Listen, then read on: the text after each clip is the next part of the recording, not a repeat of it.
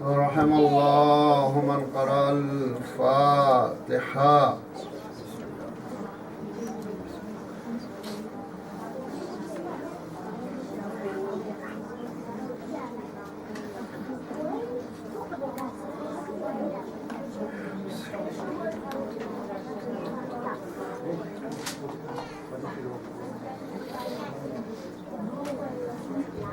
أعوذ بالله من الشيطان اللعين الرجيم. بسم الله الرحمن الرحيم. الحمد لله رب العالمين والعاقبة للمتقين والجنة للمؤمنين والنار للملحدين والصلاة والسلام على أشرف الأنبياء والمرسلين سيدنا ونبينا وشفيعنا مولانا بالقاسم محمد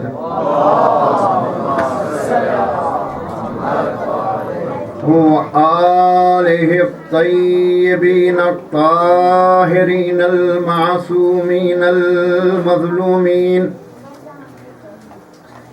واللعنة الدائمة على قاتلهم وغاصبي حقوقهم ومنكري فضائلهم وعدائهم أجمعين من يومنا هذا إلى قيام يوم الدين.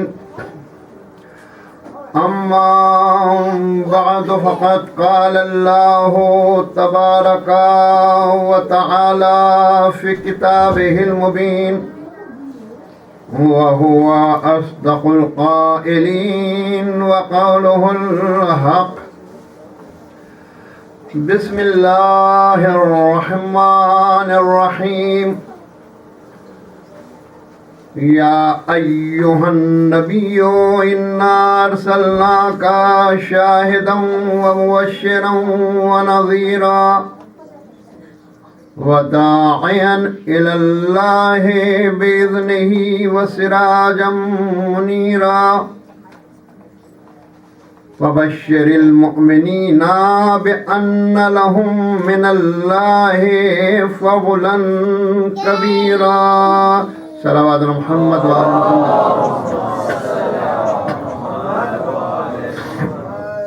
عزیزان گرامی قدر، الحمدللہ ہمارا بیان اپنے 7ویں مرحلے میں داخل ہو رہا ہے،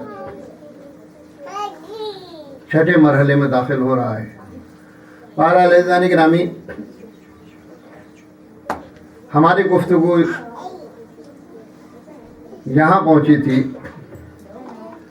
کہ اللہ نے جناب ابراہیم کو منتخب فرمایا. جناب ابراہیم سے پہلے رسالت، نبوت، امامت، کتاب، ہدایت مختلف خاندانوں میں آتی رہی، لیکن جناب ابراہیم کے بعد ساری فضیلتیں خاندان ابراہیم سے وابستہ ہوئی.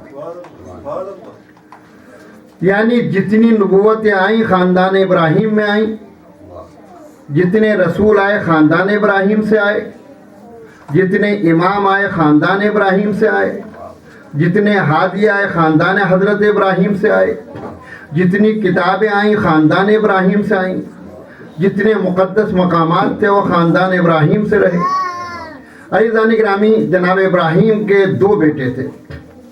بڑے بیٹے جناب اسماعیل تھے جو جناب ہاجرہ سے تھے، اور ان سے چھوٹے بیٹے جناب اسحاق تھے جو جناب سارہ سے. عزیزان بندہ پرور، اللہ نے جناب ابراہیم کے کمالات کو دیکھتے ہوئے فضیلتوں کو تقسیم کیا. 2 بیٹے ہیں، دونوں بیٹوں میں فضیلتیں ملی ہیں. जनाब इसहाक बेटे हैं, जनाब इस्माइल बेटे हैं। वहाँ भी नबी हैं, यहाँ भी नबी हैं, वहाँ भी किताबें हैं, यहाँ भी किताबें हैं, वहाँ भी वली हैं, यहाँ भी वली हैं।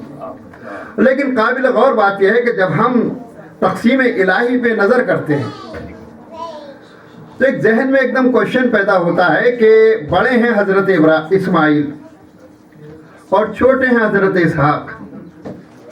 तो अंबिया जो आए तो जनाब इसहाक के नस्ल में न जाने कितने अंबिया आ गए, न जाने कितना अंबिया आए जनाब इसहाक की नस्ल में। लेकिन जनाब इस्माइल की नस्ल में सिर्फ एक नबी, हमारे नबी जनाब मोहम्मद मुस्तफ़ा सल्लल्लाहु अलैहि वसल्लम। हुजूर वाला मशहूर किताबें जो हैं वो 4 हैं, जिनमें से 3 किताबें आई हैं औलाद जनाब इसहाक में और 1 किताब आई है औलाद जनाब इस्माइल में। तो हुजूर वाला 4 थी, 2-2 हो जाते, कोई मसला भी नहीं था। अगर 5 आई होती तो मसला होता कि भाई 3 और 2 का मसला था, किसी को तो 3 देनी थी, ये मसला होता। भाई ये तो 4 आई थी, 2 इधर चली जाती, 2 इधर चली जाती।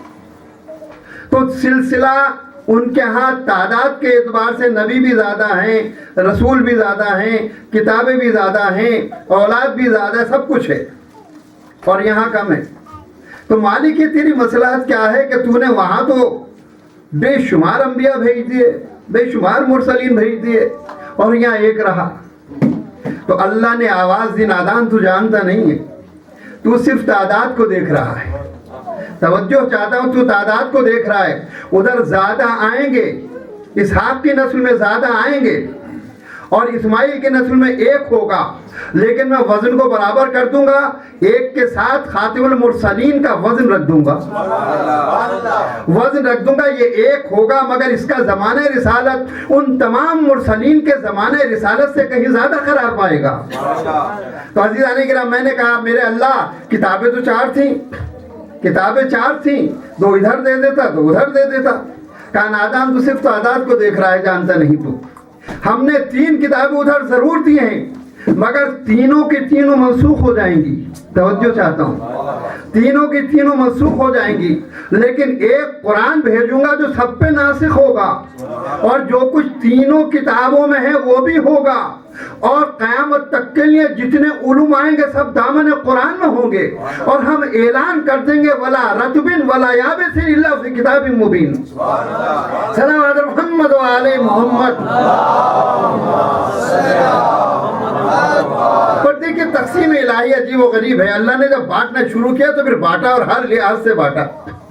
हुज़ूर वाला अल्लाह के 2 मुतबर्री घर हैं, एक है बैतुल मुक़द्दस, एक है खाने काबा। बैतुल मुक़द्दस औलाद इसहाक को दे दिया, खाने काबा औलाद इस्माइल को दे दिया। हुज़ूर वाला अल्लाह ने कहा देखो वो रहेगा वक्ती क़िबला, ये रहेगा क़यामत तक के लिए क़िबला। और अज़ीज़ाने किरामी, और आगे आप देख लें, बढ़ें तो आपको अंदाज़ा होगा कि जनाब इसहाक की नस्ल में अगर हारून को जनाब मूसा का जानशीन बनाया, तो जनाब इस्माइल की नस्ल में अली को मोहम्मद अरबी का जानशीन बनाया। तवज्जो चाहता हूँ अज़ीज़ाने किरामी, और भी सुने आप, और सुने आप कि अगर जनाब इसहाक की नस्ल में जनाब हारून से जनाब मूसा की बीवी आके टकराई, तवज्जो चाहता हूँ, अगर जनाब इसहाक की नस्ल में जनाब हारून से वजीर जनाब मूसा से जनाब मूसा की बीवी टकराई, तो हुजूर नस्ल में इस्माइल में भी नबी के जानशीन से कोई बीवी आके टकराई है। सल्लल्लाहु अलैहि मोहम्मद व आले मोहम्मद। अल्लाह के खजाने में 2 बड़े हथियार थे, एक असा, एक जुल्फ़कार। असा मूसा को दे के साहिब असा बना दिया, जुल्फ़कार अली को दे के साहिब जुल्फ़कार बना दिया। अज़ीज़ाने किरामी, यही नहीं बल्कि जनाब इसहाक की नस्ल में जो अल्लाह ने तक़सीम करना शुरू किया, तो फिर आखिरी नबी जनाब इसहाक की नस्ल में बेटी की नस्ल से रहा। توجہ چاہتا ہوں، بیٹی کی نسل سے رہا تو جناب اسماعیل کی نسل میں آخری امام بھی بیٹی کی نسل سے رہا، وہاں آخری نبی کو زندہ رکھا، آسمان پہ بلا لیا، یہاں آخری امام کو زندہ رکھا اور زمین پہ رکھا۔ حضور والا توجہ چاہتا ہوں کہ آخر جناب عیسیٰ کو آسمان پہ کیوں بلایا اور امام زمانہ کو زمین پہ کیوں رکھا؟ حضور والا جہاں حکومت ہوتی ہے وہیں سربراہ حکومت رہا کرتا ہے۔ توجہ چاہتا ہوں کہ وہ سربراہ حکومت رہتا ہے، چونکہ زمین کے مالک ہیں تو ان کے بغیر زمین کو سکون کیسے ہوگا؟ حضور والا ابو تراب کے بیٹے ہیں، فضا مہکتی ہے کوئی گلاب بھی ہوگا، فضا مہکتی ہے کوئی گلاب بھی ہوگا، اندھیرے ہیں تو کہیں آفتاب بھی ہوگا، دلیل حجت قائم ہے خود زمین کا وجود، تراب ہے تو کہیں وہ تراب بھی ہوگا۔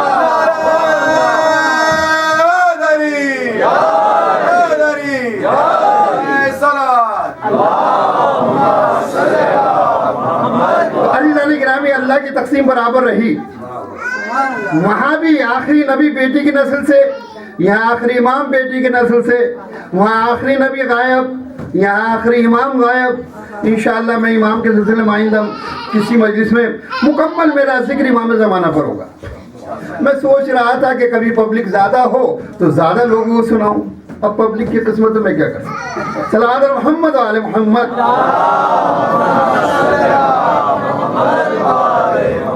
تو عزیزان گرامی، اللہ کا فیضان دونوں بیٹوں پر رہا، اللہ کی کرامتیں دونوں بیٹوں کے اولاد پر رہی، لیکن چونکہ جناب اسماعیل بڑے تھے تو بڑے ہونے کا حق زیادہ تھا، حضور والا بڑے ہونے کا حق زیادہ تھا، لہذا وہ انفرادیت جناب ابراہیم کی اولاد میں رہی جو ہونی چاہیے تھی، جو ہونی چاہیے تھی۔ لیکن دیکھیے آپ کہ سلسلے کو آپ ملاحظہ فرمائیں، کیا اہتمام قدرت، اور اللہ نے جگہ جگہ اس سلسلے کو آگے بڑھایا ہے۔ جناب موسیٰ، جس وقت کے جناب موسیٰ کی ولادت ہونے والی تھی، اس وقت ظالم ترین شہنشاہ فرعون تھا، اور یہ بنی اسرائیل جو تھے، میں نے عرض کیا تھا کسی مجلس میں کہ جناب یعقوب کا نام اسرائیل تھا، اور جس وقت کے جناب یوسف مصر کے سربراہ ہوئے ہیں تو اپنے والد اور بھائیوں کو مصر میں بلا لیا، تو جناب یوسف کے بعد کافی عرصے تک بنی اسرائیل کی حکومت رہی مصر کے اوپر، لیکن پھر ظاہر حکومت نام ہی اس کا ہے کہ ہمیشہ کسی کا ساتھ نہیں دیتے، حکومت کہتے ہی اس کو ہے کہ ہمیشہ کسی کے پاس نہیں رہتی۔ اسی لیے تو میرے مولا نے کہا تھا دنیا کسی اور کو دھوکہ دینا۔ یہ ابو طالب کا بیٹا علی ہے، حضور والا باپ کے نام کے ساتھ اپنے نام کو شمار کر کے قدم قدم پہ بتانا چاہتے تھے کہ نہ سمجھنا کمال صرف میرے اندر ہے، بلکہ جس کا بیٹا ہوں اس کی خوبیاں بھی میرے اندر آئی ہیں۔ تو کہا یہ ابو طالب کا لال ہے، اس کو تو نہ بہکانا، اے دنیا میں نے تجھ سے نکاح کرنے سے پہلے 3 طلاقیں دی تھی، اسی لیے دی ہے کہ بے وفا ہے، بے وفا ہے۔ تو پھر حکومت تو نہیں رہی بنی اسرائیل کے پاس، لہذا اب قبطی حکومت آ گئی دوسرے خاندان کے پاس۔ فرعون قبطی خاندان سے تھا، سالہ سال تک اس کی حکومت چلتی رہی، ظلم و جبر و جور۔ ایک دن اس کے نبیوں نے کہا کہ بنی اسرائیل کے اندر ایک بچہ پیدا ہوگا جو تیری حکومت کا تختہ الٹ دے گا۔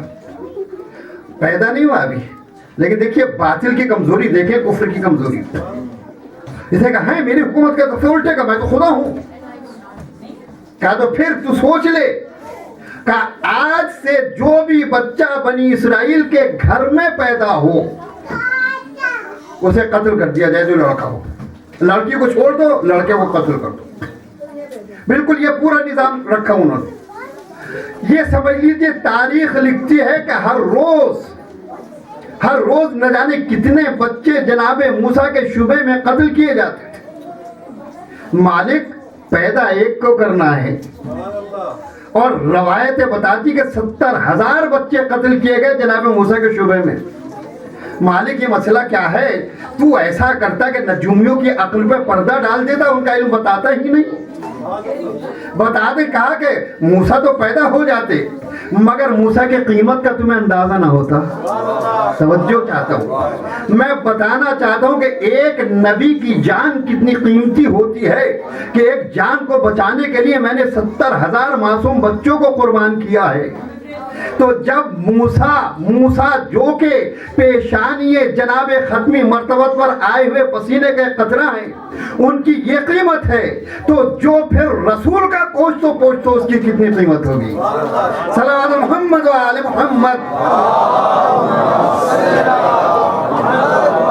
دائیں چھوڑ دی گئی ہیں، جاسوسیں چھوڑ دی گئی ہیں، مڈوائفز چھوڑ دی گئی ہیں، ہر ایک کے گھر میں چیک کر رہی ہیں کہیں بچہ تو نہیں آنے والا، کہیں بچہ تو نہیں آنے والا ہے۔ اور عزیزان گرامی، یہاں تک کہ یعنی 70,000 بچوں کو قتل کر دیا گیا جناب موسیٰ کے شبہ میں، لیکن اللہ کو ضد ہے کہ پیدا کروں گا اسی شہر میں پیدا کروں گا، اور پالوں گا تو تیرے گھر میں پالوں گا، تو اپنی طاقت آزما لے، میں اپنی طاقت آزما لوں۔ دیکھیے حق وہ ہے جو سر چڑھ کے بولتا ہے۔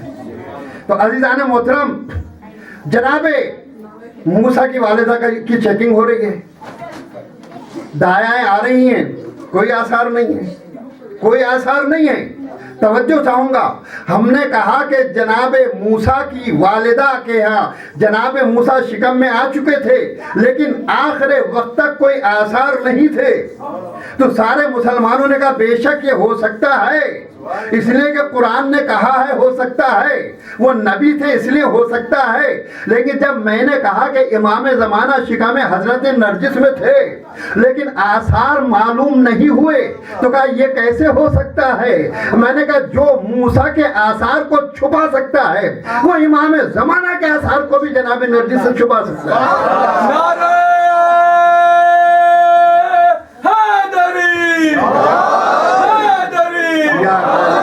اب وقت ولادت حضرت موسیٰ قریب آیا تو جناب موسیٰ کی والدہ پہ وحی نازل ہوئی، قرآن کہہ رہا ہے، میں نہیں کہہ رہا ہوں، وحی نازل ہوئی۔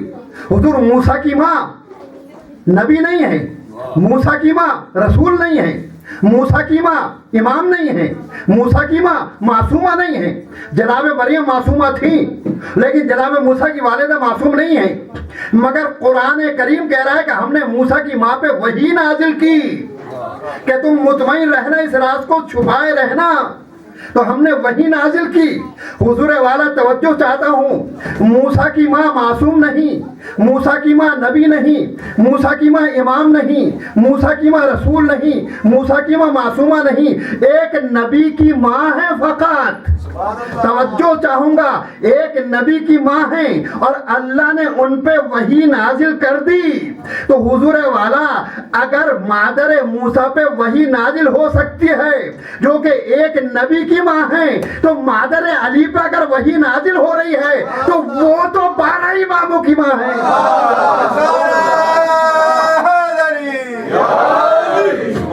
صلوات محمد و آل محمد۔ اور حضور یہی نہیں، بڑے مسئلہ دیکھیں آپ، مسئلہ یہ دیکھیں آپ کہ ہمیشہ جب یہ پوزیشن عورت کی آتی ہے تو گھر میں ہوتی ہے، گھر میں ہوتی ہے عورت۔ حضور والا یہاں جناب فاطمہ بنت اسد کعبے کی طرف آ رہی، چلیے ٹھیک ہے دعا مانگنے کے لیے آ رہی ہیں، تو جب درد کی کیفیت ہوئی تھی تو تب واپس چلی جاتی، لیکن یہی نہیں۔ اور حضور والا دعا عام طور سے کہاں مانگی جاتی ہے؟ سچ بتائیے گا آپ کہ اگر امام باڑہ بند ہے تو آپ امام باڑے کے دروازے پہ آ کے دعا مانگیں گے نہیں مانگیں گے؟ مسجد جاتے تو مسجد کے دروازے پہ دعا مانگتے نہیں مانگتے؟ درگاہ ہے تو درگاہ بند ہے تو درگاہ کے دروازے پہ دعا مانگتے ہیں، کوئی پیچھے جا کے دعا نہیں مانگتا۔ حضور توجہ چاہتا ہوں، توجہ چاہتا ہوں، مگر یہ آئی ہیں تو کعبے کے دروازے پہ دعا نہیں مانگی بلکہ پشت کعبہ پہ آئی۔ میں کہوں گا فاطمہ بنت اسد کی دستور کی خلاف ورزی کیا ہو رہی ہے؟ آپ پیچھے سے کیوں مانگ رہی ہیں؟ پیچھے جا کے کیوں مانگ رہی ہیں پشت کعبہ پر؟ کہا کہ وہ تو عام دروازہ ہے۔ توجہ چاہتا، عام لوگوں کے لیے جو دروازہ ہو علی کے لیے نہیں ہو سکتا ہے۔ توجہ چاہتا ہوں۔ تو حضور والا سوچیا کہ فاطمہ بنت اسد نے 7 چکر لگائے، تاریخ بتاتی، میں ولادت نہیں پڑھوں گا، آپ مطمئن رہیے۔ 7 چکر لگائے حضور والا۔ تاریخ میں 2 شخصیتوں نے 7 چکر لگائے ہیں اسلام سے پہلے، ایک جناب عبد المطلب نے، ایک جناب فاطمہ بنت اسد نے۔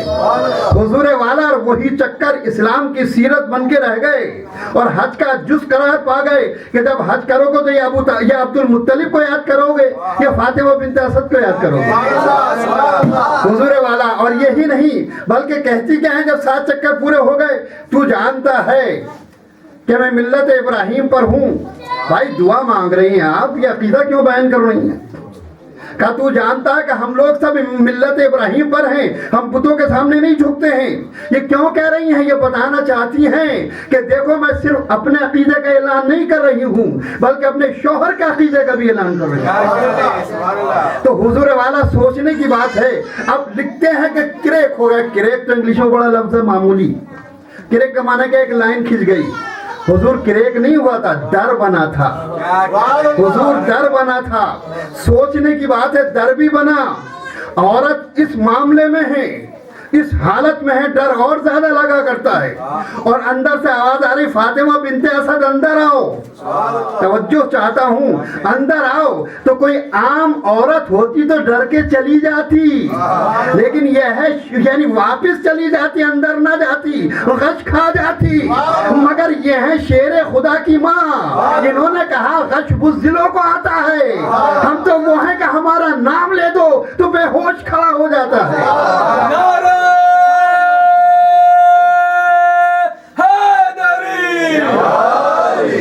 عزیزان گرامی, تو گفتگو حضرت موسیٰ کی ہو رہی تھی. انشاءاللہ پھر کبھی ولادت کو بیان کروں گا اگر ٹائم ملا تو, چونکہ میں موضوع کو بھی اپنے ساتھ ساتھ لے کے چلنا چاہتا ہوں. تو عزیزان محترم, جناب موسیٰ کی ماں پہ وحی نازل ہوئی اور جناب موسیٰ کی ولادت ہو گئی. جب جناب موسیٰ کی ولادت ہوئی, گھبرائی تو وحی نے اطمینان دلایا کہ اس صندوق میں رکھ کے بچے کو دریا کے حوالے کر دو. اس صندوق میں رکھ کے بچے کو دریا کے حوالے کر دو. ماں ہے, حکم خدا ہے, مان لیا. لیکن اپنی پوری زندگی کے آرزوؤں کو ایک صندوق میں بند کر کے اور غائب خدا کے حوالے کر دیا. حضور توجہ چاہتا ہوں, یعنی دریا کی موجوں کے حوالے کر دیا اپنی تمام تمناؤں کو. حضور والا لوگ کہتے ہیں کہ تمہیں کیا ہو گیا ہے, ہمارا کوئی بھی کام قرآن سے ہٹ کے نہیں ہوتا ہے. موسیٰ کی ماں نے اپنے بیٹے کو زندگی بھر کی تمناؤں کو دریا کے حوالے کیا. ہم بھی نیمہ شعبان میں عریضہ لکھ کر اپنی تمناؤں کو دریا کے حوالے کر دیتے ہیں. انہوں نے خدائے غائب پہ ایمان رکھا, ہم خدائے غائب کے ساتھ ساتھ امام غائب کے حوالے کر دیتے ہیں.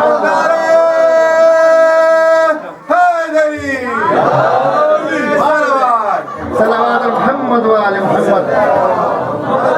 عزیزان گرامی, صندوق کو دریا میں ڈالا. اب یہ بھی ڈر ہے کہ کوئی دیکھ نہ لے, لہذا دریا میں ڈال کے جلدی سے چلی گئیں. لیکن ام کلثوم جو جناب موسیٰ کی بڑی بہن تھی اور کافی فاصلہ تھا دونوں میں, وہ چلی صندوق کے ساتھ ساتھ. مگر روایات بتاتی ہیں کہ صندوق موجوں کے خلاف چلا. اگر دریا یوں بہتا ہے تو صندوق یوں چلا. میں کہوں گا موسیٰ یہ کیا کر رہے ہیں, موجوں کے حوالے خود کو کر دیجئے. کہا میں نبی ہوں, میں موجوں کی روانی میں بہنے والا نہیں ہوں بلکہ دنیا کی موجوں کا رخ موڑنے کے لیے آیا ہوں. تو حضور والا موجوں کے خلاف چلتے رہے. بہن دریا کے کنارے کنارے جا رہی ہیں, ایسے جا رہی کہ کوئی یہ نہ سمجھے کہ میں جانتی ہوں صندوق کو. یہاں تک کہ فرعون کے محل کے قریب صندوق پہنچا اور انہوں نے بھی کسی طریقے سے فرعون کے گھر کے اندر خود کو پہنچا دیا. آسیہ اور فرعون تماشا دیکھ رہے ہیں. صندوق کنارے آیا, فرعون آگے بڑھا, صندوق بیچ دریا میں چلا گیا. آسیہ نے کہا میں دیکھتی ہوں صندوق کو. آگے بڑھی, صندوق قریب آ گیا. فرعون نے کہا تم ہٹو میں لوں گا. 3 مرتبہ صندوق کنارے آیا اور 3 مرتبہ صندوق پیچھے گیا. میں کہوں گا موسیٰ یہ کیا پریڈ کرا رہے ہیں بادشاہ کو؟ توجہ چاہتا ہوں. موسیٰ نے کہا یہ مسئلہ ایسا نہیں ہے کہ میں فرعون کے پاس چلا جاؤں, یہ مسئلہ تربیت کا ہے. توجہ چاہتا ہوں, مسئلہ نبی کی تربیت کا ہے. میں بتانا چاہتا ہوں خدا نے تربیت کے لیے کافر کے حوالے نہیں کیا ہے, مومنہ آسیہ کے حوالے کیا ہے.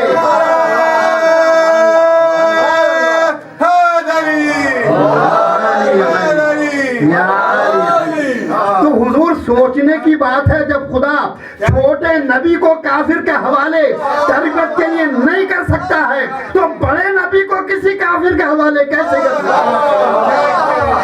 صلوات محمد و آل محمد.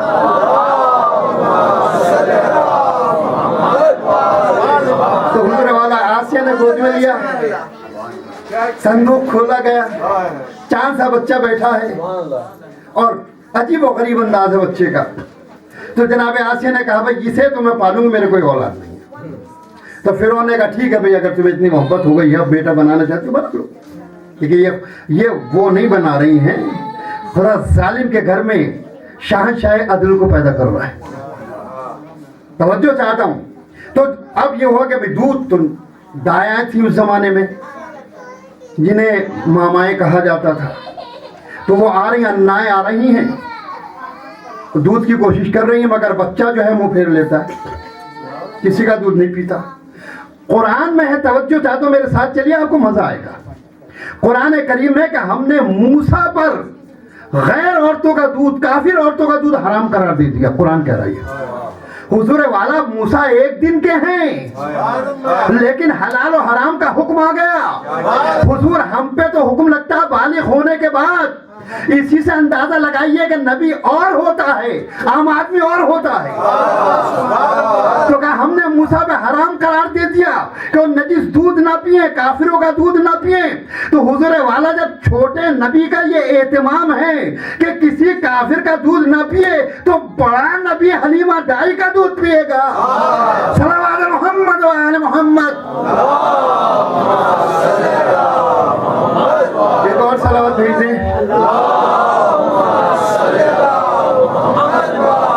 تو یہ ہے کہ جناب موسیٰ جو ہے منہ پھیر لیتے ہیں. حضور ایک دن کے ہیں لیکن نبی ہیں. توجہ چاہوں گا, نبی ہیں, ایک لمحے کے لیے بھی نجس غذا کی طرف رخ نہیں کیا نبی پاک نے, یعنی جناب موسیٰ نے. تو عزیزان محترم, جناب کلثوم جو بہن تھی بڑی, انہوں نے موقع دیکھا, پریشان ہے بچہ, بھوک کے مارے بلبلا رہا ہے. تو جناب آسیہ سے کہا کہ آپ کہیں تو میں ایک عورت کو جانتی ہوں. حضور بہن ہیں, نہ موسیٰ کا اور اپنا رشتہ بتا رہی ہیں, نہ اس عورت کا اور موسیٰ کا رشتہ بتا رہی ہیں. کھل کے بتا دیجئے. کہا بتا دوں گی تو پھر نبی کی جان خطرے میں پڑ جائے گی. حضور والا اسی کو تقیہ کہا جاتا ہے. توجہ چاہتا ہوں. کہا کہ اگر آپ کا, تو دیکھیے بڑے لوگوں کا ایک مزاج ہوتا ہے, اگر آپ اپنی غرض لے کے جائیں تو خوش آمدید کریں گے, کبھی ادھر سے ادھر موڑ لیں گے, کبھی ادھر سے ادھر موڑ لیں گے, سنیں گے بھی تو کوئی توجہ کے ساتھ نہیں سنیں گے. ہاں ہاں کہیے کہیے کہ ہم سن رہے ہیں. لیکن جب اپنی غرض ہوتی ہے تو بے چین ہو جاتے ہیں, میٹھی باتیں کرنے لگتے ہیں. تو اب چونکہ معاملہ تھا تو کہا کہ ہاں ہاں بیٹیا جاؤ جاؤ جاؤ, جلدی سے ڈھونڈ کے لاؤ ان کو. یہ گئی اور ماں کو پورا قصہ سنا دیا. ماں آئی, حضور والا جیسے ہی ماں آئی, ماں کی بو کو محسوس کیا اور منہ سے ہمک کے ماں کی گود میں آ گئی. توجہ چاہتے اور ماں کا دودھ پینا شروع کر دیا. عزیزان گرامی, جو خدا اتنا اہتمام کرتا ہو چھوٹے نبی کے لیے, وہ بڑے نبی کو کسی کافر ماحول میں بھیج سکتا ہے؟ صلوات محمد و آل محمد.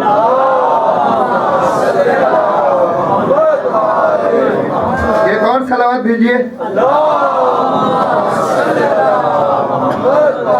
حضور والا تفصیل سے مجھے نہیں بیان کرنا ہے, لیکن ہاں آہستہ آہستہ وقت گزرتا رہا, آہستہ آہستہ وقت گزرتا رہا. اور ظاہر ہے کہ موسیٰ نبی ہیں, کشش ہے, وہ انداز ہے, وہ معصومیت ہے کہ جو عام بچوں میں نہیں ہوتی ہے. تو ایک دن شامت اعمال, فرعون نے گود میں لے لیا حضرت موسیٰ کو. کہاں فرعون, کہاں موسیٰ, کہاں نجاست, کہاں طہارت, اور پیار میں اٹھا لیا.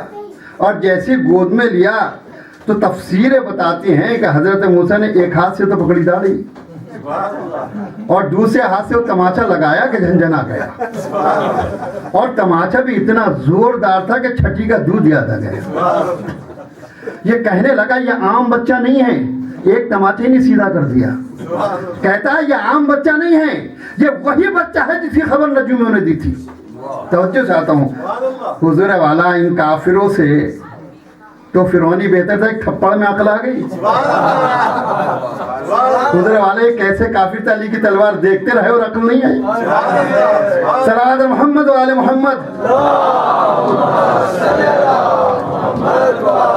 تو جناب حسن کا دیوانہ ہو گیا کیا؟ تجھے ہر بچے میں موسیٰ نظر آتے ہیں, ہر بچے میں تجھے وہی نبی نظر آتا ہے. کہا نہیں, میں امتحان لوں گا. کہا کیا لے گا امتحان؟ کہا ایک تشت کے اندر ایک طرف لال رکھیں گے, ہم ہیرے رکھیں گے سرخ قسم کے, اور ایک طرف انگارے رکھیں گے لال لال.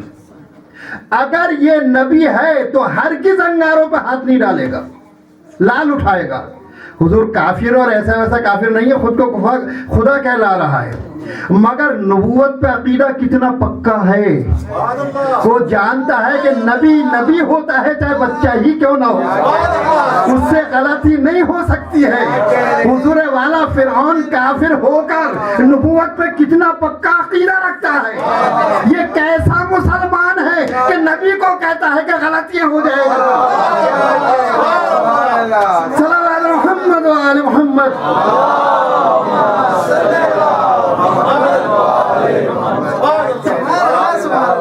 تو عزیزان محترم, اس نے کہا میں تو امتحان لوں گا. بھائی لے لو امتحان, ٹھیک ہے. تشت میں انگارے رکھ دیے گئے, ایک طرف لال اور ایک طرف انگارے. موسیٰ کو چھوڑا تو ظاہر ہے نبی ہیں, غلطی کرنے کا سوال نہیں ہوتا. ہاتھ بڑھا رہے ہیں لال کی طرف. جبریل سے کہا جاؤ جلدی جاؤ, اس سے قبل کے موسیٰ لال کو اٹھائیں انگاروں پہ ہاتھ رکھ دو. جبریل گئے, ہاتھ کو وہاں سے کھینچ کے وہاں رکھ دیا انگاروں کے اوپر. جناب موسیٰ نے انگاروں کو ہاتھ میں لیے, قرآن کہہ رہا, میں نہیں کہہ رہا ہوں, لیا انگاروں کا ہاتھ میں منہ میں رکھ لیا. ہاتھ بھی جل گیا, دہن بھی جل گیا. حضور توجہ چاہتا ہوں, مالک نبی تو بے عیب ہوتا ہے. یہ ہاتھ جلا دیا جس میں عیب ہو گیا, منہ جلا دیا جس میں عیب ہو گیا. کہا صبر سے کام لے نادان, میں زبان کو کلیم اللہ بنا دوں گا, میں زبان کو کلیم اللہ بنا دوں گا اور ہاتھ کو ید بیضا بنا دوں گا. صلوات محمد وآل محمد. تو عزیزان محترم, میں آپ کی خدمت میں عرض کروں, حضور تاریخ میں دو تماچے نظر آتے ہیں مجھے, دو تماچے نظر آتے ہیں. ایک تو موسیٰ نے تماچا لگایا تھا فرعون کے, اور کافی عرصے تک منہ ٹیڑھا رہا مگر پھر سیدھا ہو گیا. لیکن ایک تماچا میرے اور آپ کے مولا نے لگایا تھا ابو جہل کے, کہ جب وہ بتوں کی خاک چشم علی میں لگانے کی جرأت کر رہا تھا, جسارت کر رہا تھا, تو علی نے کہا تیری ہمت کہ تو ہماری آنکھوں میں بتوں کی خاک لگائے. حضور وہ تماچا لگایا ابو جہل کے کہ مرتے مر گیا, منہ ٹیڑھا کا ٹیڑھا رہا.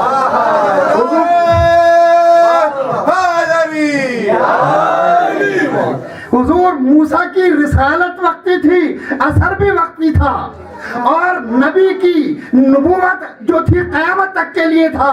لہذا جانشین کے تماچے کا اثر بھی مرتے مرتے دم تک رہا. صلوات محمد وآل محمد. تو عزیزان گرامی قدر, اصل چیز کیا ہے میں آپ کی خدمت میں عرض کر رہا تھا کہ جناب موسیٰ پل رہے ہیں, بڑھ رہے ہیں, یہاں تک کہ وہ وقت آیا کہ فرعون کے باغی ہو کر نکل گئے.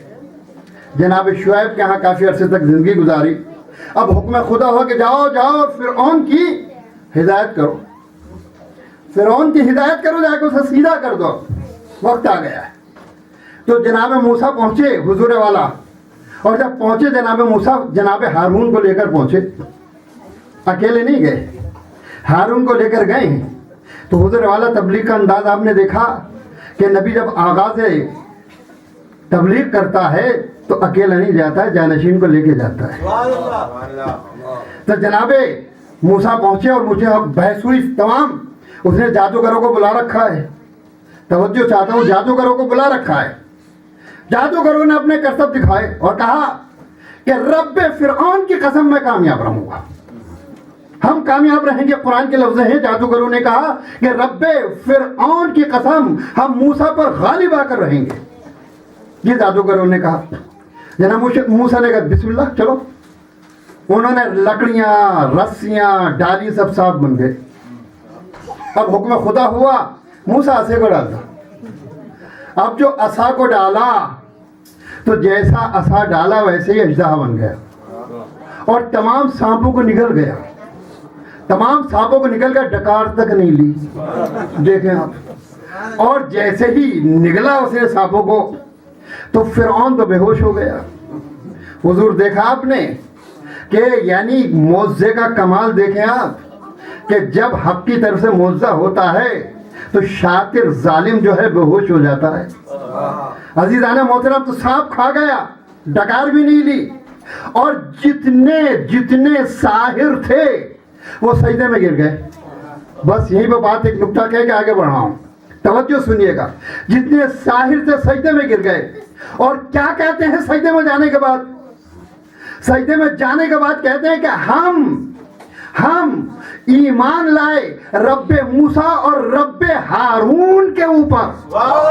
توجہ چاہتا ہوں, یہ نہیں کہا کہ رب موسیٰ پہ ایمان لائے, بلکہ رب موسیٰ اور رب ہارون پہ لائے. یہ حضور ساحر جو ہیں یہ نہیں کہہ رہے تھے, بلکہ کلمے کا اسٹائل بتا رہے تھے کہ رسول کے ساتھ ساتھ مسیح کا تذکرہ بھی ہوتا ہے.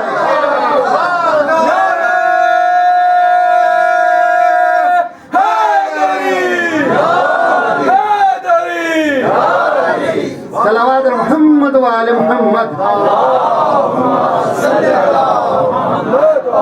تو عزیزان گرامی, تمام فضائل جو ہے دونوں اولادوں میں بٹھے. اور اب میری گفتگو آگے ابن منزل پہ, بس پھر مذاہب کی طرف آ جاؤں گا چند منٹ کے بعد.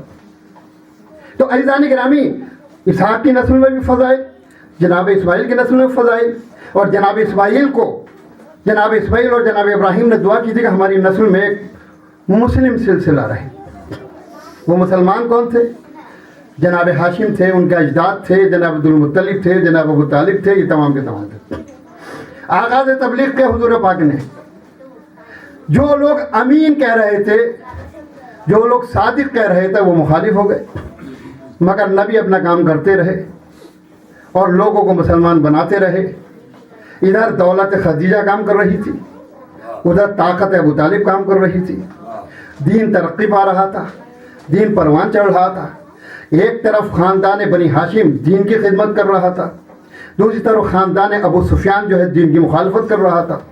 عزیزان محترم, یہاں تک کہ جب جناب خدیجہ کی بھی وفات ہو گئی اور جناب ابو طالب کی وفات واقع ہو گئی, حکم خدا ہوا اب آپ ہجرت کر دیں گے. حضور ہجرت جو ہے اسلام میں اس کا بڑا مرتبہ ہے, اس کا بڑا مقام ہے, بڑے فضائل بیان کیے گئے.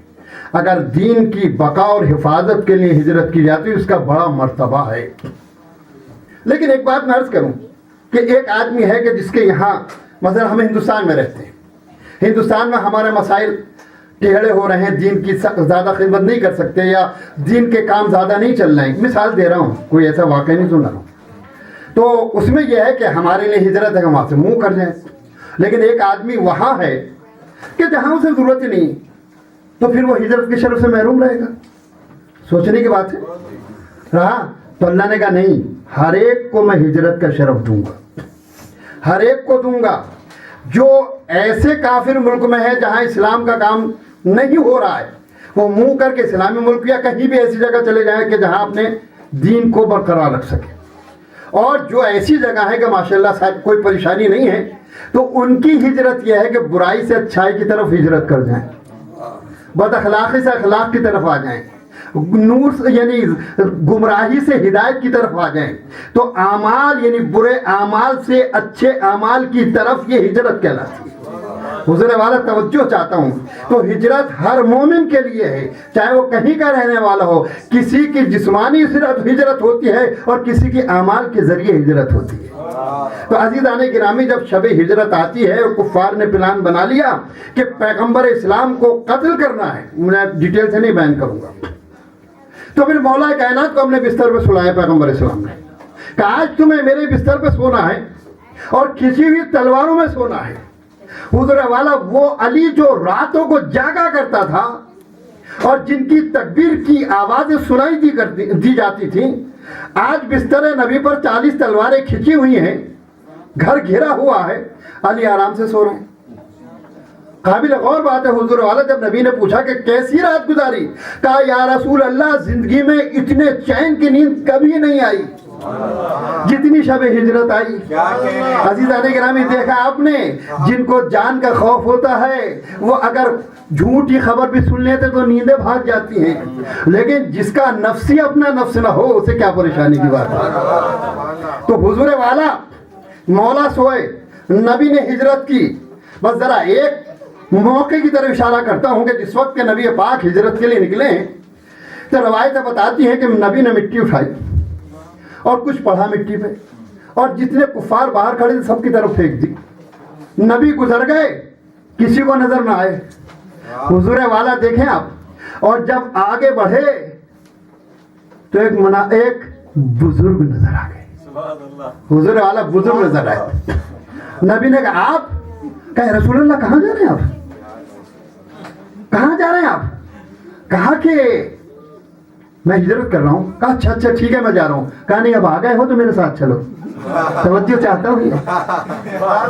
اب بڑی نزاکت، بڑے بڑے نازک موقع پر یہ بزرگ نظر آیا کرتے تھے. یہ خیال رکھیں، بڑے سینسیٹیو موقع پہ نظر آتے تھے. یہ تھے بڑے بھولے.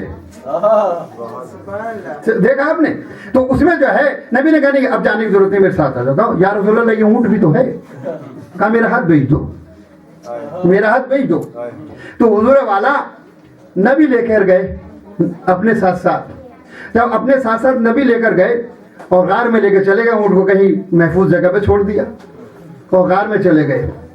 اب عزیزان کرام ادھر تو نبی کے ساتھ یار غار ہیں، اور ادھر بستر نبی والی سو رہے ہیں، اور آرام کے ساتھ سو رہے ہیں، اطمینان کے ساتھ سو رہے ہیں.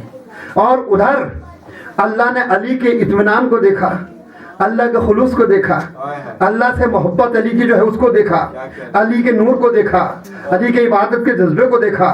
تو اللہ نے کہا کہ بھائی اس وقت میرا علی بستر نبی پہ سو رہا ہے، اب علی کے نفس کو مجھے خریدنا ہے.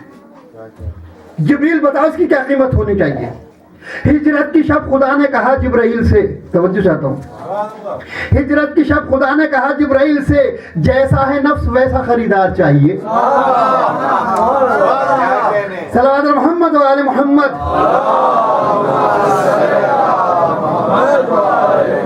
تو کہا اے اللہ زمین و آسمان دے دے قیمت میں. کہا وہ تو اس کے صدقہ میں بنے.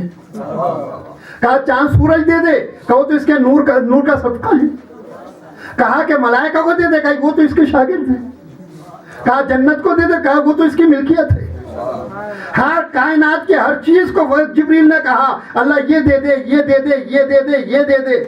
کہا اگر پوری کائنات کو بھی میں کہوں تو کہا کہ اچھا میرے اللہ عبادت دے دے. کہ عبادت تو دو جہان کے علی کے ایک ضربت کے برابر ہے. توجہ چاہتا ہوں، یعنی ایک علی کی ضربت دو جہان کی عبادت پہ بھاری ہے. تو پھر کیا قیمت ہونی چاہیے؟ اللہ نے کہا بس ایک ہی قیمت ہے، اس کے علاوہ کوئی قیمت نہیں ہے. میری مرضی علی کی، علی کا نفس ہمارا. تو حضور والا توجہ چاہتا ہوں کہ ہجرت کی شب دو ہجرتیں ہو رہی تھیں. ایک نبی مکے سے مدینے کی طرف کر رہے تھے، اور ایک علی جب سوئے تو نفس ان کا تھا، جب اٹھے تو خدا کا ہو چکا تھا.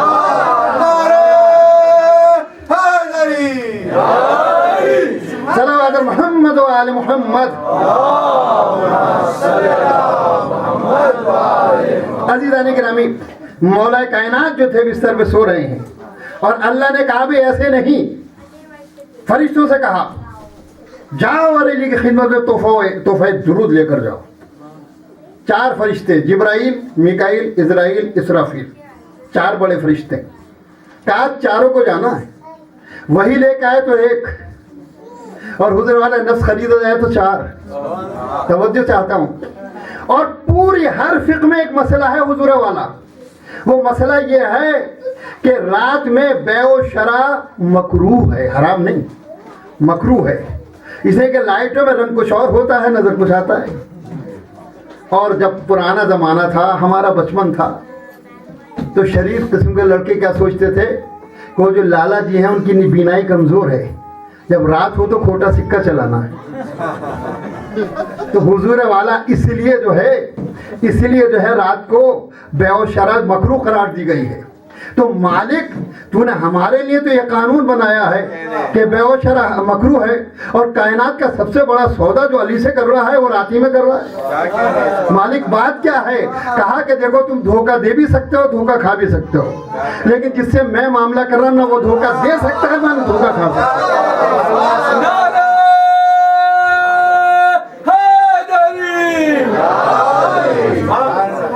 عزیزان گرامی، فرشتے آئے اور آنے کے بعد تحفہ درود لے کر آئے، اور رات بھر ایک سرہانے، ایک پائچ، ایک دائیں، ایک بائیں علی پر درود و سلام بھیج رہے ہیں. درود و سلام بھیجا جا رہا ہے. ایک بات میری سمجھ میں نہیں آئی, یہاں رک کے میں کہتا ہوں کہ کبھی علی کی نیند کا تذکرہ جو ہے اس طرح نہیں ہوا جیسے شب ہجرت ہوا. حضور توجہ سے آتا ہوں, یعنی کہ مولا بھی کہتے ہیں اور رسول بھی پوچھ رہے ہیں تم کیسا سوئے؟ کہا کہ ایسا سوئے کہ زندگی میں کبھی سویا ہی نہیں. یہ آخر نیند کا تذکرہ اتنے شد و مت سے کیوں کیا جا رہا ہے؟ تو مولا کہیں گے تو نہیں جانتا جو ہم دیکھ رہے ہیں. اس لیے کہ کچھ عرصے کے بعد نصیری ہمیں خدا مان لیں گے. خدا مان لیں گے تو میں بتانا چاہتا ہوں جو اس کو ہو جائے وہ خدا نہیں ہوتا. صلوات محمد و آل محمد.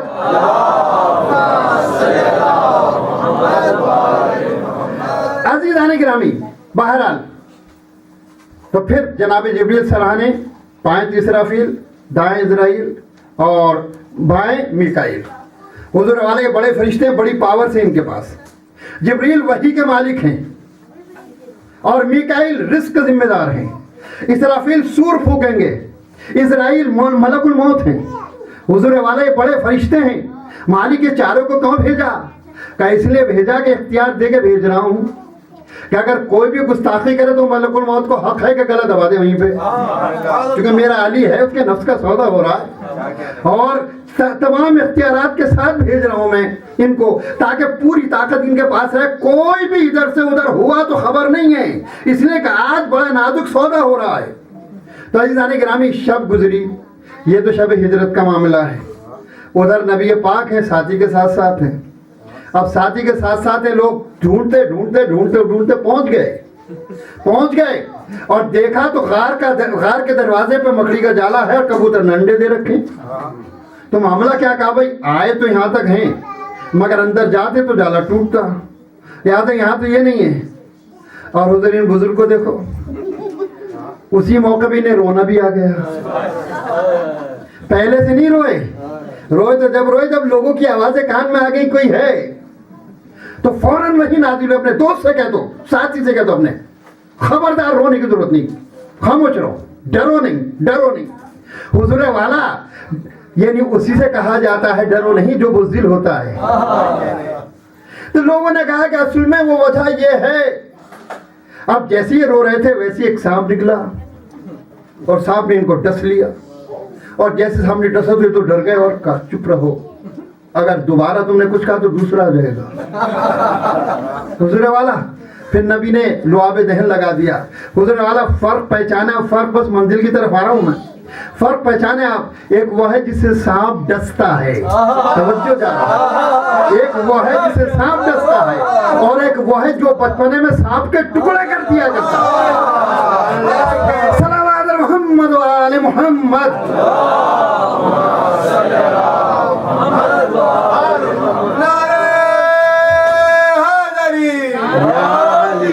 جزاک اللہ. تو عزیزان گرامی, بعد میں لوگوں نے ان بزرگ سے پوچھا کہ بھائی یہ فرمائیے کہ آپ کو رونا کیوں آیا تھا. لوگوں نے پوچھا جب مدینے پہنچ گئے کہ آپ کو رونا آیا کیوں تھا. تو یہ کہنے لگے بھائی رونا اسی لیے آیا تھا کہ نبی کی زندگی کا خطرہ محسوس کر رہا تھا کہ کہیں نبی کو شہید کر دیا تو اس لیے میں رونے لگا.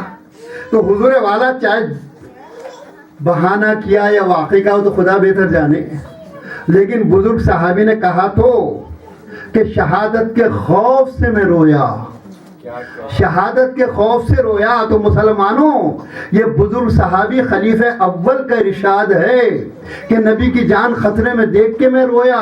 تو اس کا مطلب یہ رونا بدعت نہیں ہے بلکہ سنت صحابی ہے. جب زندگی میں سوچ کے رویا جا سکتا ہے تو بعد شہادت کیوں کر نہیں رونا چاہیے. صلوات محمد و آل محمد. دشمنان اہل بیت پہ لعنت. تو عزیزان محترم, یہاں سے نبی چلے گئے. تاریخ میں مجھے بتائیے مسجد الحرام کے بعد سب سے پہلی مسجد کون سی ہے؟ سب سے پہلی مسجد مسجد الحرام کے بعد کون سی ہے؟ ہو سکتا ہے ذہنوں میں مسجد النبی نہیں, مسجد النبی سیکنڈ مسجد ہے. پہلی مسجد مسجد الحرام کے بعد جو ہے مسجد قباء ہے. چونکہ پیغمبر اسلام جب مدینے گئے تو ایک مقام پڑتا ہے قباء, وہاں کے لوگ مسلمان ہو چکے تھے, ایمان لا چکے تھے, نبی کے استقبال کے بعد چند دن یہاں ٹھہرنا پڑے گا. اور جب نبی پاک وہاں ٹھہرے، چند روز ٹھہرے، میں ہسٹری بیان کر رہا ہوں آپ کو، تو مجھے چونکہ آگے کی منزل تک جانا ہے، آج یہیں پہ تمام کر دوں گا. تو جب مسجد وہاں پہنچے، قباء میں پہنچے، تو چند روز رہے، جب چلنے لگے کہا یا رسول اللہ ہمیں تحفہ چاہیے، ہمیں تحفہ چاہیے.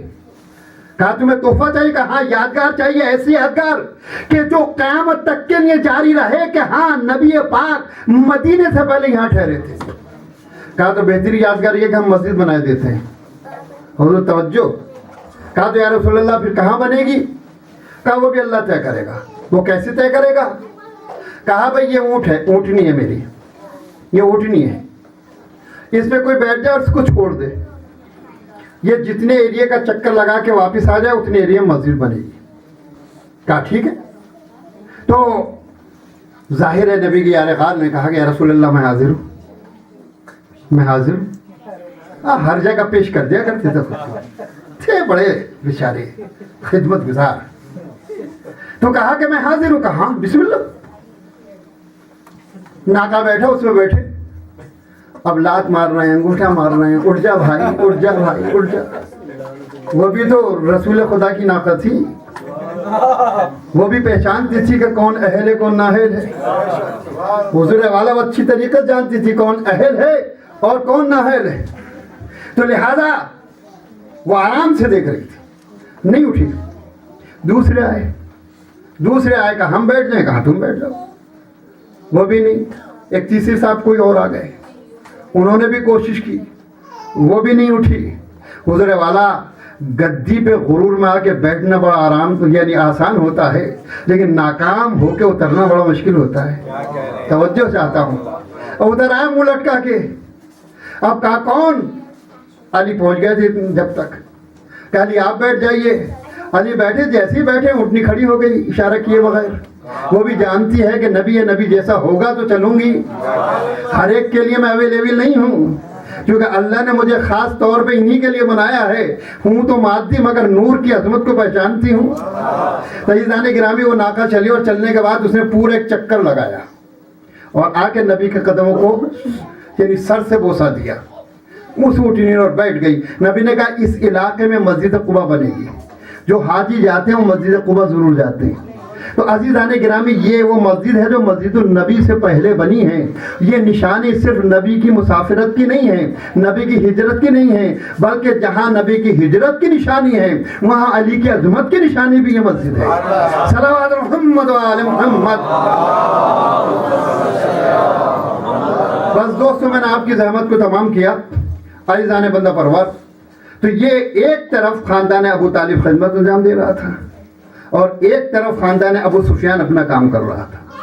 جناب ابو طالب کے بیٹے علی ابن ابی طالب، اور ادھر ابو سفیان کا بیٹا معاویہ، ادھر علی کے بیٹے حسین، اور ادھر معاویہ کا بیٹا یزید. قابل غور بات ہے عزیزان گرامی کہ کتنا انقلاب برپا ہو گیا، کتنا انقلاب برپا ہو گیا کہ وہ لوگ کہ جنہوں نے اسلام کے لیے سب کچھ کیا وہ تو گوشہ نشین ہو گئے، اور جو دشمن اسلام تھے وہ سربراہ مملکت ہو گئے. اور کیسے لوگ تھے، سوچنے کی بات ہے. کیسے لوگ جو سب کچھ دیکھ رہے تھے، سب کچھ دیکھ رہے تھے، لیکن اس کے باوجود سے خلیفہ رسول کہہ رہے تھے، خلیفہ رسول کہہ رہے تھے.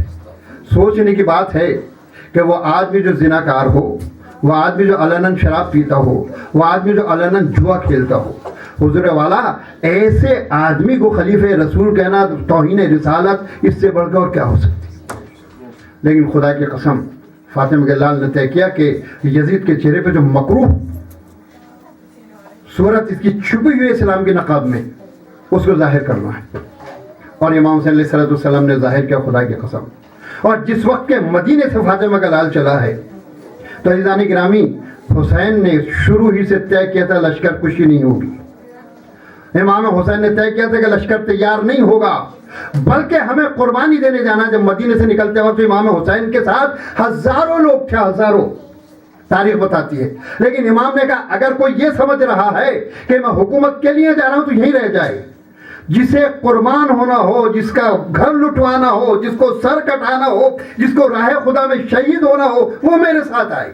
اس لیے کہ میں پیسے کے لیے نہیں جا رہا، میں حکومت کے لیے نہیں جا رہا، میں اقتدار کے لیے نہیں جا رہا، میں دین خدا کو بچانے کے لیے جا رہا ہوں۔ لہذا امام کی تقریر کو بہت سے مہاروں کے قدم قدم پہ امام تقریریں کرتے رہے، لوگ چھٹتے رہے، لیکن جس وقت مدینے سے چلے حضور والا تو سب سوار ہو گئے، سب سوار ہو گئے۔ بس میں منزل کی طرف آ گیا دوستو، دل تھام کے بیٹھ گیا اور جناب فاطمہ صغرا کو گھر چھوڑا ہے۔ کہا بیٹی فاطمہ صغرا، تو ہمارے قافلہ جب آئے گا تو اس کا استقبال کرنا، کسی کو گھر میں ہونا چاہیے جو استقبال کرے۔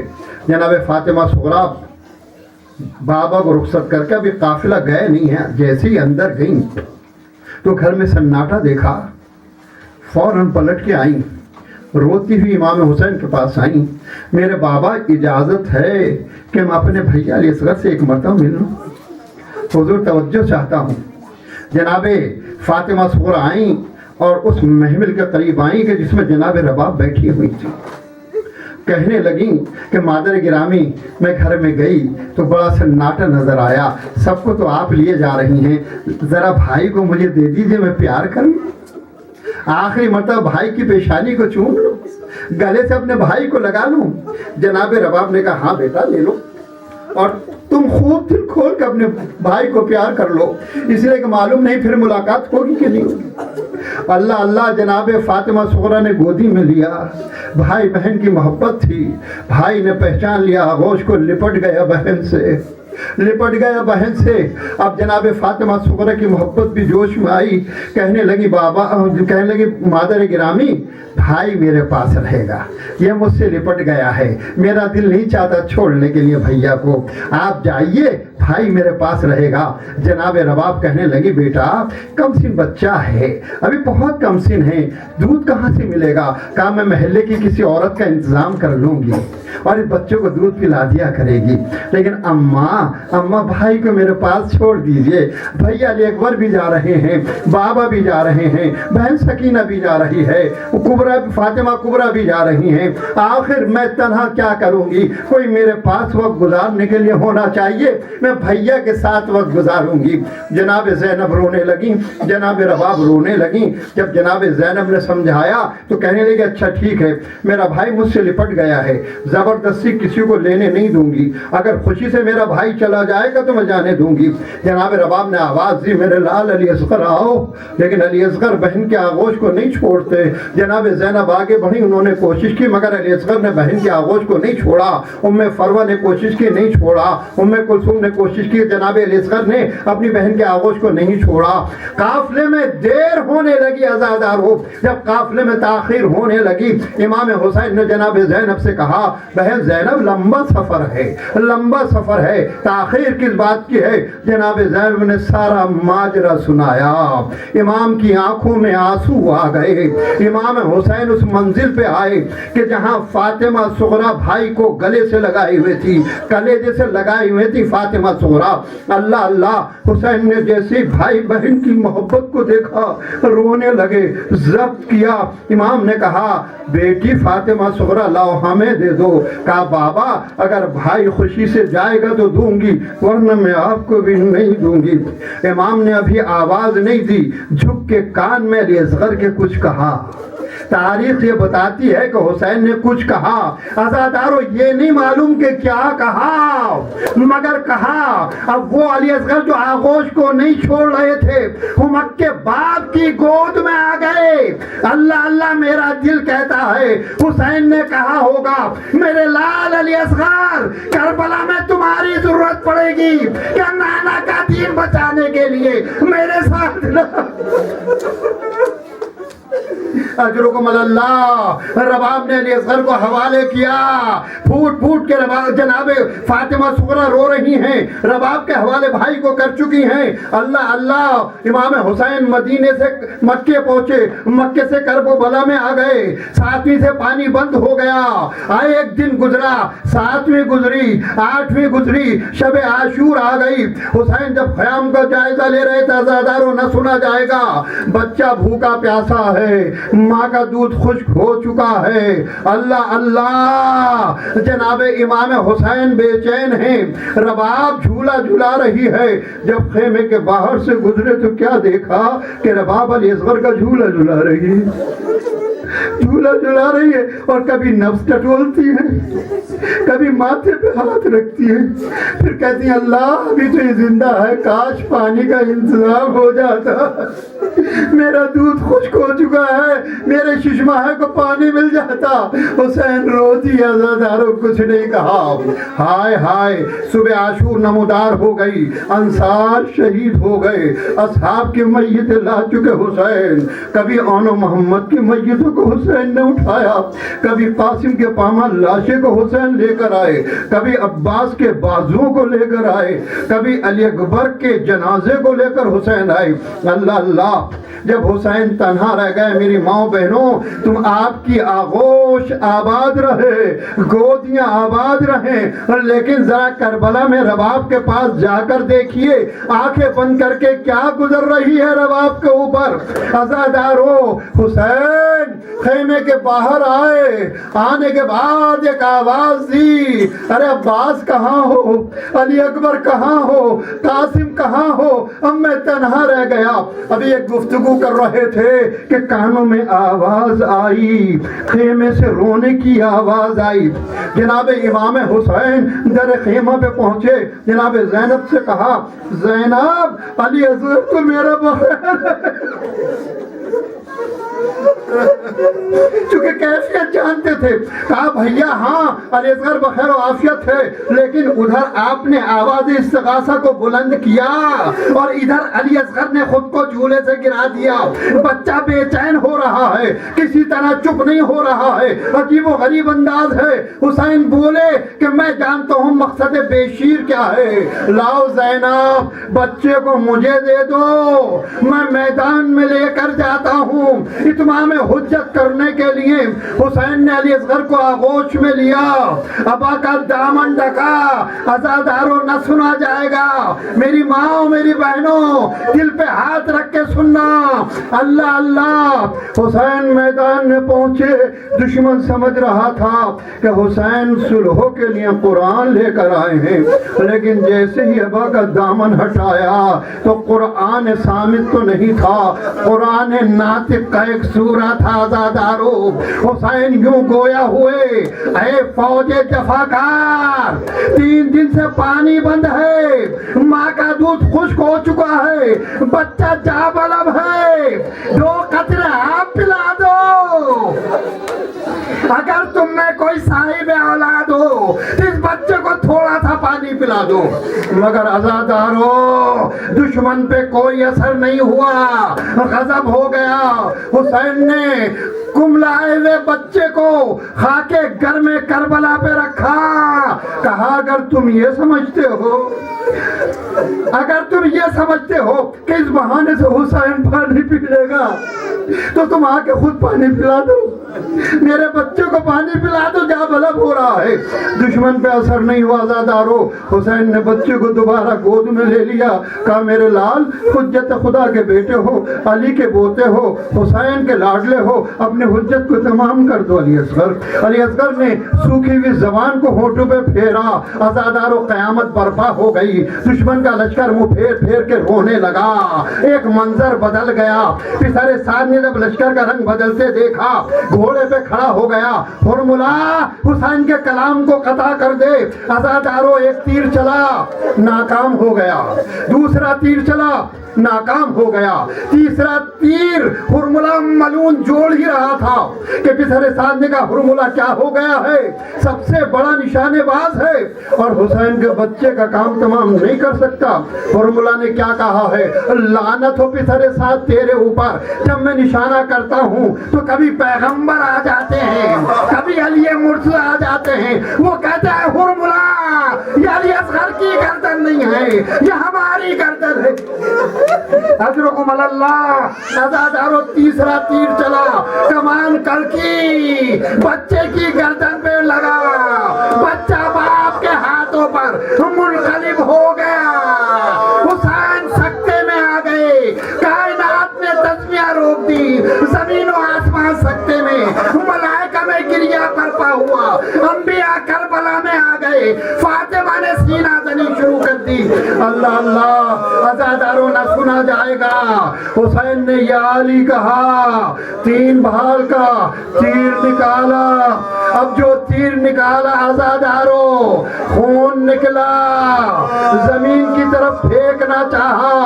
زمین نے کہا حسین خون ناحق کا ایک قطرہ اگر میری طرف آ گیا تو بارش نہ ہوگی۔ آسمان کی طرف پھینکنا چاہا، آسمان نے کہا اگر اس کا قطرہ میری طرف آیا تو بارش نہ ہوگی۔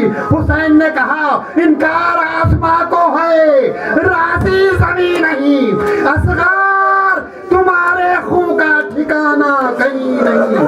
ماتم حسین، عزاداروں جھولا آ گیا۔ تصور میں رکھیے گا کہ جس وقت رباب کے پاس حسین پہنچے ہیں تو کیا عالم تھا۔ رباب نے علی اصغر کو دیکھا اور کہا کہ اتنے کم سن بچے بھی شہید ہوتے ہیں۔